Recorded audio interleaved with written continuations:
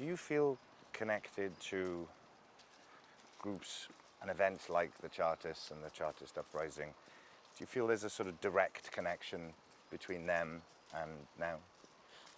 I think if you like, the baton of struggle against injustice, it's kind of passed on from generation to generation. And what we don't do in this country is celebrate those traditions of struggle, of ordinary people organising from below against what seem like insurmountable odds, often at great cost and sacrifice. We don't celebrate them for good reason, because that might inspire other people to follow in that tradition. Right. But it's the other Britain. It's not the Britain we often hear about, of empire, of kings and queens, of politicians, of parliamentary acts, but people from below organising and using their collective strength to force the powerful to concede. So that quote always reminds me, that quote by Frederick Douglass, the African-American statesman of the 19th century, which was, "Power concedes nothing without a demand. It never did, and it never will." And if you look back in British history, whether it be, you go back to the Levellers who fought for democratic ideas in the 17th century, the Tolpuddle Martyrs who fought for trade union rights and were transported to Australia, and then of course the Chartists and the suffragettes and the trade unionists and those who fought for LGBT rights against sexism and homophobia and racism. And what connects them all together is that these are people often demonised in their time, standing up for their rights, confronting the powerful, often at great cost to themselves. But those are the giants on whose shoulders we stand. And today, for those who want social justice, who want a more equal and fair and just world, you can't not draw inspiration from the likes of the Chartists back in the 19th century, fighting for democratic rights, fighting, again, this huge sacrifice to themselves, because that's the tradition we stand in. And for me, I suppose, it's something I always, fellow activists often talk about, it's not for us to allow everything our ancestors fought for at great cost to be chipped away from us. And we owe it to our ancestors, like the Chartists, to follow in that tradition, to keep confronting power and to keep fighting for justice and democracy and equality. And that's the best testament you can give to the likes of the Chartists and others.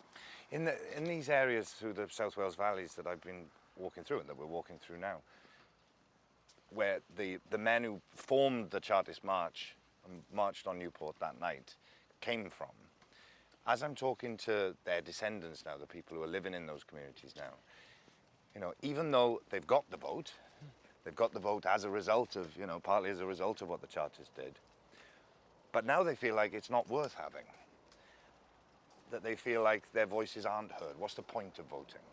And on the one hand, I can see, of course, people died for this. People died to give you this opportunity. You must use it. You must use it. But on the other hand, it seems like it's not just about apathy. It's not just about, these people can't be bothered. There seems to be something else going on there, that the attack on the working classes has sort of changed its nature. And it doesn't seem to be that the apathy is just coming from within them. It seems to be a different kind of battle. Can you talk about that a little bit? Well, what always strikes me, and when I come to communities like this and communities across the country, particularly those battered the 1980s onwards by deindustrialisation, the stripping away of secure work, this huge housing crisis that affects people, young people who, it's like a return to the Victorian era when dockers marched to the yard and stuck their hands up hoping to get work. Well, these days young people get a text message at 6 a.m. in the morning telling them that they'll get any hours that day. Yeah. How can you build a life? How can you have security? The point is this, though. It's not apathy we've got the problem about at the moment. There's no shortage of anger out there, and there's no shortage of fear, but there's one thing missing, and that's hope. And without hope, people become resigned. Their anger gets redirected at their neighbours, but they don't fight back. They become resigned. Injustice becomes like the weather. You can complain about it raining, but there's nothing you can do about it. Now, what we've seen in the last few years is democracy and universal suffrage unwinding by stealth. the poorer you are, the less likely you are to vote. There's now a huge gap in turnout between professional middle class people, who are still very likely to vote, and unskilled workers at the bottom. Often those who need, if you like, democracy most are the ones least likely to engage with it. And for me, what has to change, and this is where it's up to those who want to follow in the traditions of the likes of the Chartists, is to give people hope. To say that if you do organise collectively, you use that collective strength, you can force those with power to give in and change and transform the communities around you. But that needs you to organise. That's the only way. But without that hope, what you'll see is more and more resignation, people's lives getting worse and worse without any sense that through their agency, by organising, they can change the world around them. Is it too much to draw comparisons with what the Chartists were doing in the Chartist movement with things like the ANC and Nelson Mandela in South Africa and the civil rights movement in America? The US civil rights movement was about those who were persecuted and demonised and reviled, no longer accepting that that's the natural order of things, that they were to kind of grin and bear it, to be resigned that generation after generation they would suffer the same consequences. And what they did is they organised together collectively to force those with power to concede. That's the exact same model of the Chartists. And that's the point. It's an eternal universal tradition across the world of those who are deemed to have no power, often those hated and attacked and persecuted, organising to force the powerful to give in, whether they want to give in or not. And that is what the struggle for democracy is about. It's about making the powerful fear you and fearing the consequences of not giving in. Yeah. That's what the Chartists were partly about, but it's what the US civil rights movement was about. It's what every struggle for emancipation and democracy is about. It seems that there's a sort of two-prong attack, isn't it? There's the external battle for people who are being oppressed, feeling like they're not given any options, not given a voice, not being represented, and fighting, trying to fight back against the conditions that they find themselves in. But there's the internal battle of, it's just always like this. I mean, the idea that this is the natural way of things. It can't be any different. I'm thinking about on the South Wales coalfield back in the early 19th century, they must have felt with you know, everything booming around them, the towns growing up, there's no laws, there's no regulation, that for a man like William Faraday, there must have been, on the one hand, a sense of, well, this is just the way it is. That, you know, it can't be any different to this. And nowadays, talking to the people in these communities in the valleys, there is a sense of, you know, I'm not feeling a lot of sort of anger in terms of, and we're going to do something about this. There's a sense of, this is just the way it is, and it's not going to change. And that seems like one of the biggest battles now, that inner struggle that people have. And I wonder how that has been created. Is that something, because obviously it serves certain people, for the rest of the people to be feeling like that? Well, injustice and the status quo depend on resignation. They depend on a sense that this is just the way the world is. It's the natural order. There is no alternative. And what Tony Benn always used to say was the way you get change is the burning flame of anger at injustice and the burning flame of hope at a better world. And the problem is that hope, that burning flame of hope, has been taken away from people. The defeats which, for example, the trade unions have suffered, the most striking example of that was the miners' strike in 1984 to 1985, because the sense was this: the miners were seen as the vanguard of the labour movement. They helped to bring down Ted Heath's Conservative government in the 1970s, and it was felt that if you can beat the miners, then what hope for anybody else to confront power? So with all those defeats suffered by trade unionists, the labour movement in the 1980s, it fed into a sense of resignation that there was no point organising and confronting power because you will lose, and you won't just lose, you'll be humiliated and you will be crushed and your communities will suffer. And that is something which, for those of us who do want change, that's what we've got to confront. It's not just about confronting power, it's about confronting people's sense of resignation, a sense that, you know, injustice and power is just too formidable, it's too great. And and that's true if it's about individuals confronting power. And that's why the motto of the trade unions is always, an injury to one is an injury to all. It's a recognition that individuals alone can't confront injustice. And just an example of that, Rosa Parks is often presented as an example of individual heroism changing the course of history. What's often forgotten is Rosa Parks was a member of an organizer of a movement, civil rights movement, because lots of African American women had actually individually confronted attempts to force them to the back of the bus. But she had a movement behind her, and that's why she became a cause celeb. So it's never just individuals confronting power that changes things. It's people as a movement organising together. And that's the spirit of Chartism, and that's the spirit that I think we need to bring back to life today if people in these communities have a real future to change their lives and the lives of their communities. And the things that we're talking about that are being stripped away from the working classes, a sense of solidarity, the welfare state, all these kinds of things, they do seem to be alive and well in the modern era, but not necessarily where we're used to seeing them or where we're used to thinking about seeing them. Because the idea of people sticking together in order to make sure that they get what they want, and the idea of when things go wrong, there's a safety net for them, is something that we're becoming all too familiar seeing with corporations, the banks, the establishment then.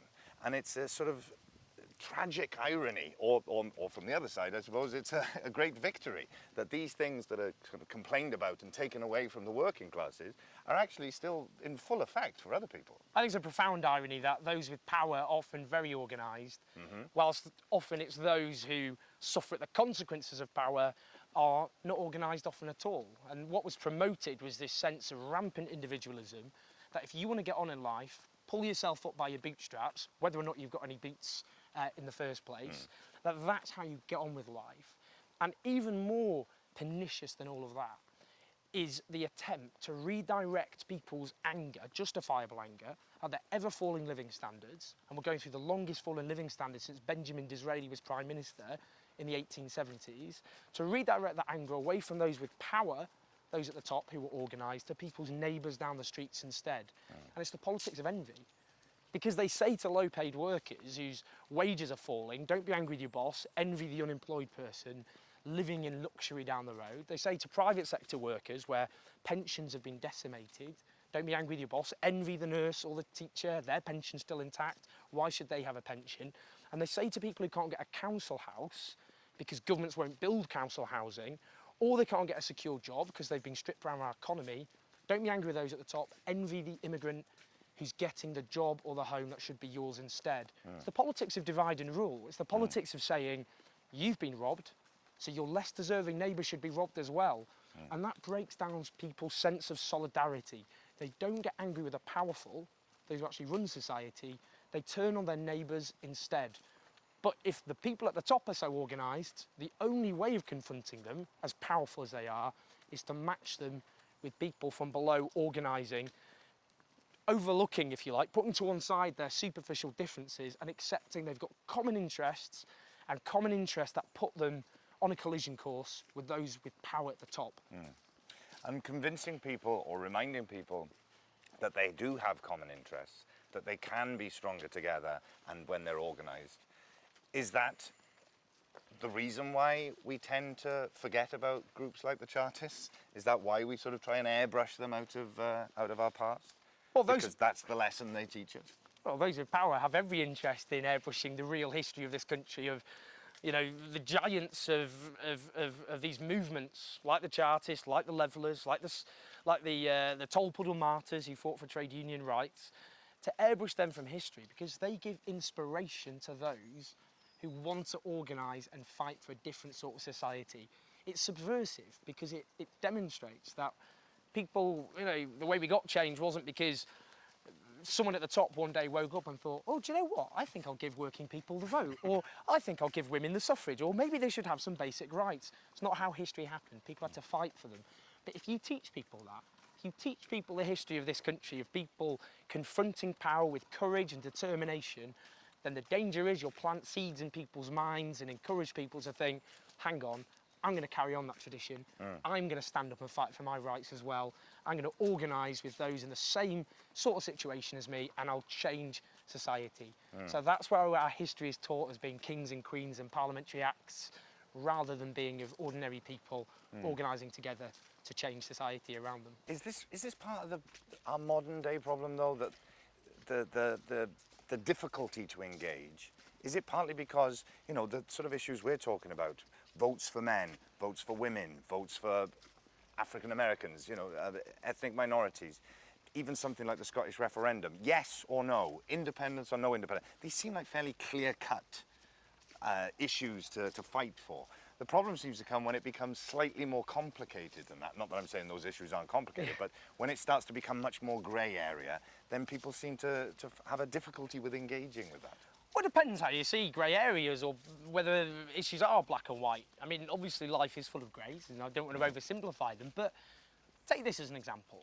In the last 5 years, during the most protracted economic crisis since the Victorian era, a crisis caused by the behaviour of those at the top, the wealth of the top richest 1,000 people has doubled in 5 years, and yet at the same time, nearly 1 million people have been driven to food banks in order to feed themselves, 300,000 of them children, in the 6th richest country on the face of the earth. People can no longer afford to feed themselves. And yet, huge wealth and power concentrated in so few hands, whilst at the other end, people are unable just to be able to afford to live, to eat. I think that's a pretty clear-cut issue. I think that speaks of a manifestly unjust and unequal and unfair society. I think future generations will look back at that society and think, hang on a minute, how is that possible? How didn't people feel full of so much anger and rage they did something about it? So those struggles, you know, they carry on, they continue, because the issues remain. And so, I mean, when it's put like that, you do kind of, you know, I think anyone would say, this is outrageous. This cannot happen. We have to do something about this. And yet people aren't feeling like that, or if they are feeling like that momentarily, nothing seems to come of it, on a mass scale at least. What are the reasons for that? Is this where we talk about the role of the media in these kind of things? The media unquestionably have a role in that. In a democracy, the media is supposed to exist partly to scrutinise the behaviour of those at the top, to talk about issues that affect people on a daily basis, to inform people. And yet, our media is run predominantly by a very small group of very wealthy media moguls who have every reason to defend the status quo of which they are part.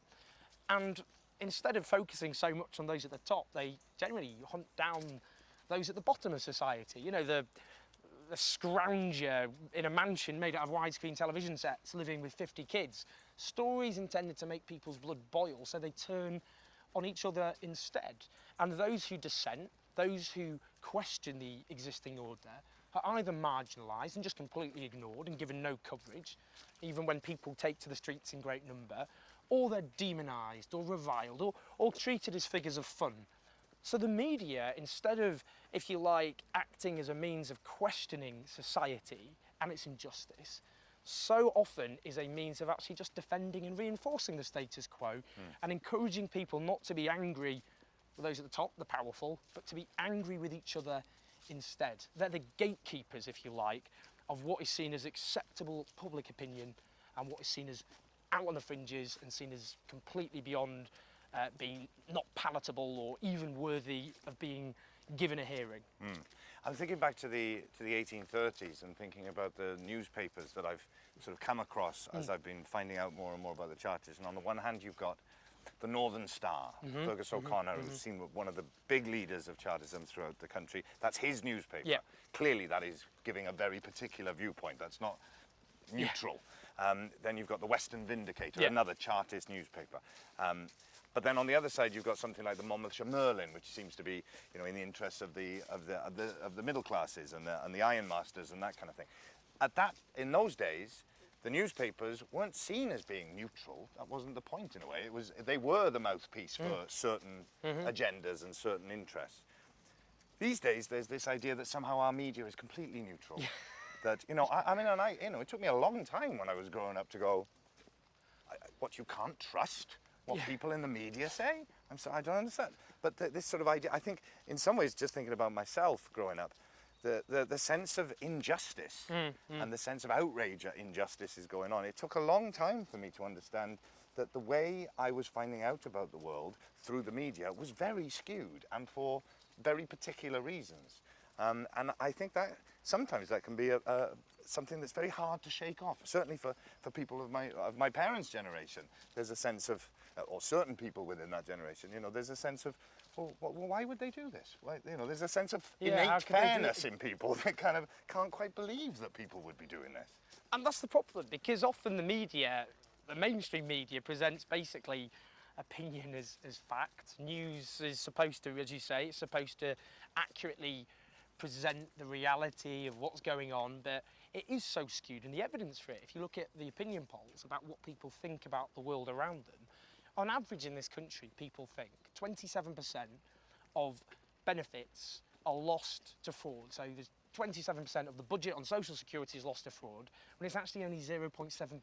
0.7%. 0.7%, the official government figure on benefit fraud. So these scrounging working class people who are just out to get all they can get and stealing it away from everyone else, it's 0.7% of that actually.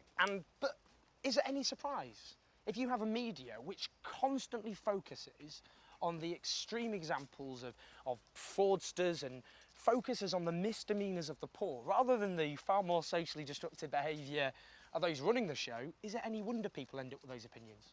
And when people start to do the job of government in terms of helping people who are at their most vulnerable, their most needy, so I'm thinking through charities, which is what government should be doing to help people. When the people who are actually providing that charity start to say this is wrong, rather than just doing it, and actually talking about the underlying causes and saying there is an injustice here, then the government seems to turn around and say you shouldn't be political and you should just stick to your knitting. Well, as a Latin American priest once famously put it, when I gave food to the poor, they called me a saint. When I asked why they were poor, they called me a communist. And that, I think, still applies today. When the likes of Oxfam or Save the Children say, hang on a minute, people in this country are being driven to food banks because, for example, of benefit sanctioning.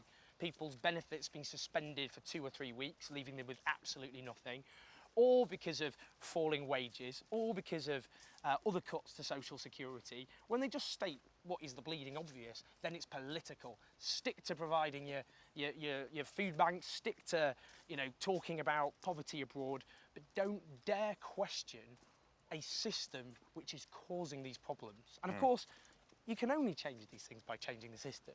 You can't just ameliorate it here and there. You can't just set up food banks and say, well, at least they're being fed now. Obviously, the only way of getting rid of social injustice is to fix the society that's creating the injustice in the first place. But that means being political, and then you'll get referred to the Charity Commission and accused of overstepping the mark and not doing the very limited job you should be doing, i.e. we'll screw over the poor, you can help to soften the blow, but don't dare even start to question the policies that are causing that in the first place. And obviously the Chartists were marching in order to get the People's Charter accepted by Parliament. And I've been asking everybody who I've met along the way, if there were to be a new People's Charter, what would be the one thing that you would want to see on there that you think would make potentially the most difference in terms of those who don't feel represented, who don't feel their voices are being heard? What do you think would make the most difference to them? Blimey, where do you even begin? Well, look, I think one argument which should resonate with everyone is a living wage. That everybody, because we live in a country in which most people in poverty are in work, they earn their poverty day after day. The only way they can get by is by tens of billions of pounds of taxpayers' money subsidising the poverty wages paid by bosses. So it's actually hugely expensive, but it's degrading. It leaves people without any basic security. So the idea that people should have to be in poverty when they're in work is, I think, in the 6th richest country on earth, with so much abundance, is perverse. So I think a living wage is a pretty good start. But for me, I suppose, you know, I could come up with a shopping list, couldn't I? Which I won't do. But it is about how you build a society which is run not in the interests of the profit of a tiny group of people, but a society run in the interests of people's needs and aspirations. And that's so far removed from the society we have today. And I wonder, going back, whether it be to the Chartists or those who, came back after World War II full of optimism about building a new society, would they be a bit depressed to think we live in a country where people have to go to food banks in 2014, where people in poverty are in work, where people have to depend on legal loan sharks in order to look after themselves? That's a pretty bleak vision of a society, and it's certainly not what our ancestors fought for. We're told on the one hand that we're going through a time of austerity, the austerity measures. Things have to be cut because of this austerity thing. Whilst at the same time, certain people don't seem to be affected by that. Certain people are making more money than ever. Moving forward, I'm trying to think in a positive sense of what we can actually do to combat the austerity measures. What would you suggest? Well, look, I mean, they say we need austerity. There's not enough public money at a time when it's estimated each year £25 billion is lost through tax avoidance by wealthy individuals and large businesses not paying the taxes they should be paying. How is that defensible at a time when, for example, the bedroom tax is implemented, which means that those in social housing judged to have a spare room have a cut to their benefits? 2/3 of them are disabled, forcing them to pay up money they don't have, to downsize the smaller properties that don't exist. Like a woman who got in touch with me, disabled daughter, her daughter died, thus she had a spare room, thus she had to pay the bedroom tax. Justified on the basis there's not enough money, whilst rich people aren't paying their taxes. Well, that has to change. So we need to clamp down on tax avoidance, and given the wealthy are booming, given their wealth is at levels unprecedented in human history, why not tax them properly? Why not have higher taxes on income and wealth, rather than just accept a society in which people have to go to food banks in order to feed themselves amongst such huge abundance? Why not have a living wage instead of spending tens of billions of pounds on in-work benefits, which cost all of this money? Why, instead of subsidising private landlords with housing benefit, don't we let councils build housing, which will create jobs and stimulate the economy and bring down the social housing waiting lists which scar our society? Why, instead of bailing out the banks, letting them do what they want, don't we turn them into public investment banks to rebuild our shattered economy and support the industries of the future? I think these are ways of saying, hang on a minute, instead of expecting working people, unemployed people, disabled people to cough up money to pay for a crisis they didn't cause, like someone having a party in your house, trashing it, and then leaving you the bill the next morning, instead of that, we can actually bring down the deficit and start paying off the debts without crucifying people who are already struggling, and making sure the people at the top pay up instead. You hear a lot about people talking about, British values and traditional values, but there's many different traditions in Britain, aren't there? Yeah, and I think there's the British values of those who believe in empire, in aristocracy, kings and queens, politicians. The idea of, change happens, they think, through the powerful, out of their goodness of their own heart, just changing society. That's one tradition people talk about. But my values and my traditions that I draw on are very, very different. And those are the traditions of Britain fighting Britain. We often talk about people in Britain fighting external threats and enemies, whether it be Napoleonic France or the Nazis. But there is another tradition of Britons fighting each other for democratic rights. And that goes back to the Peasants' Revolt of the 14th century, the English Revolution of the 17th century, which was 150 years before the French stormed the Bastille. Obviously the Chartists, obviously the suffragettes, those who fought for workers' rights, pilloried and demonised as they were, those who fought for LGBT rights and battened in the streets, spat at, vindicated by history. That's the different tradition. That's the tradition of people from below fighting the powerful in order to change society. So those are very different values from the values often promoted by the elites, which I don't think is the real Britain. It's not certainly the Britain that I call my own. It's a very different set of values. Yeah, if someone like the Chartists, or people like them, or people who share the same interests and the same desires and the same will to get representation and a voice, if they can be described as hating Britain, then I suppose you have to be very clear about who's doing the hating and what it is that they hate. Well, which Britain are they talking about there? I mean, you know, enemies of the status quo are often, always in fact, portrayed as unpatriotic, as hating their country, as being the enemy of the state, enemy of the people. They've always been vilified. But I think the real enemies, surely, are those who consign working people to poverty, those who plunge countries into economic disaster through their own greed, those who send people to fight in unjust wars as happened throughout our history. I think those are the real enemies. I think the real kind of heroes of Britain in our history are those who have the courage and the determination and the dedication and solidarity to say, we're not accepting this injustice, we want a better country. I mean, how much love can you have for your country to say, this is unjust, I want to change it and actually make it work for the people here? But partly, it's an international tradition, because that's a struggle which you see in country after country, and often they stood together internationally. I mean, like the Britons and the Welsh, who went to the Spanish Civil War and fought for democracy and equality there. So these are great traditions we should be so proud of, but we don't celebrate them enough. And I think it's about time we started celebrating those British values of struggle, of solidarity, and of people fighting for justice. Fantastic.